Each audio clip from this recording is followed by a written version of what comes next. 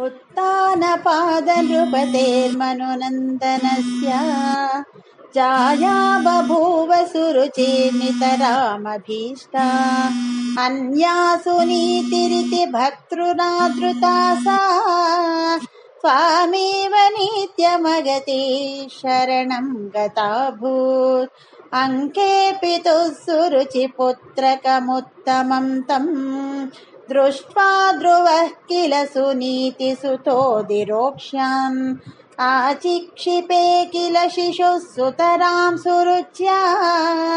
दुष्यन्त्यजा खलु भवद्विमुखैरसूया सन्मोहिते पितरि पश्यति दारवश्ये दूरं दुरुक्तिनिहतः स गतो निजाम्बाम् सापि स्वकर्मगति सन्तरणाय पुंसाम् त्वत्पादमेव शरणं शिशवे शशंसाम् आकर्ण्यसोऽपि भवदच्छन निश्चितात्मा आनीनिरेत्य नगरात् किल पञ्चवर्षः सन्दृष्टनारदनिवेदितमन्त्रमार्गः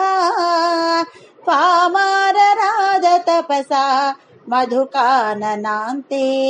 ताते विषण्णहृदये नगरीं गतेन श्रीनारदेन परिसान्त्विकचित्तवृत्तौ बालस्त्वदर्पितमनः क्रमवर्धितेन निन्ये कठोरतपसा किल पञ्चमासान् तावत्तपोबलनिरुच्छ्वसिते दिगन्ते देवार्तितस्वमुदयत्करुणार्द्रचेताः त्वद्रूपचित्रसनिलीनमतेः पुरस्तात् आविर्बभूवित विभो गरुडाधिरूढः त्वद्दर्शनप्रमदभारतरङ्गितं तं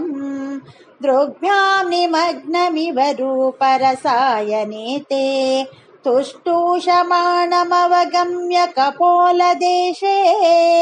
संस्पृष्टवानसि धरेण तथा धरेण तावद्विबोध विमलं प्रणुवन्तमेनम्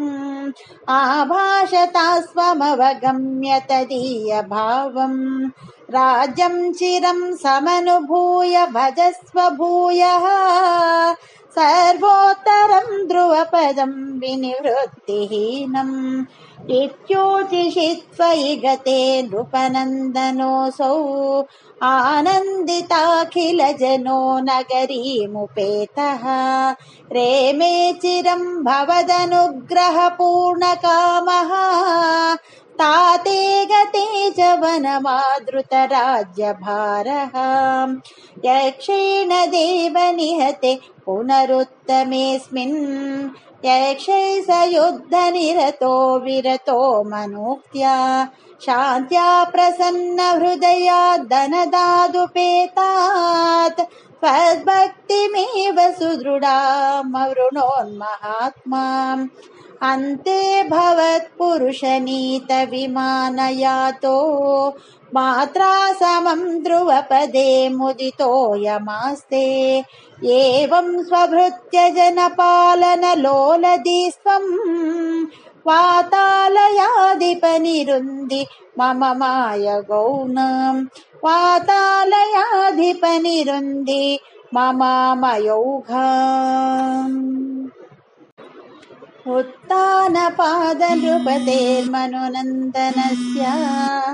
जाया बभूव सुरुचिर्नितरामभीष्टा अन्यासु नीतिरिति भर्तृनादृता सा स्वामेव नित्यमगति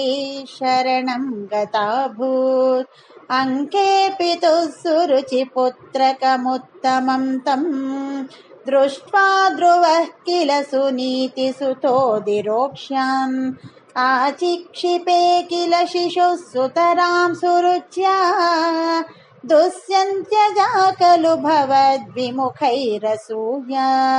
सन्मोहिते पितरि पश्यति दारवश्ये दूरं दुरुक्तिनिहतः स गतो निजाम्बाम्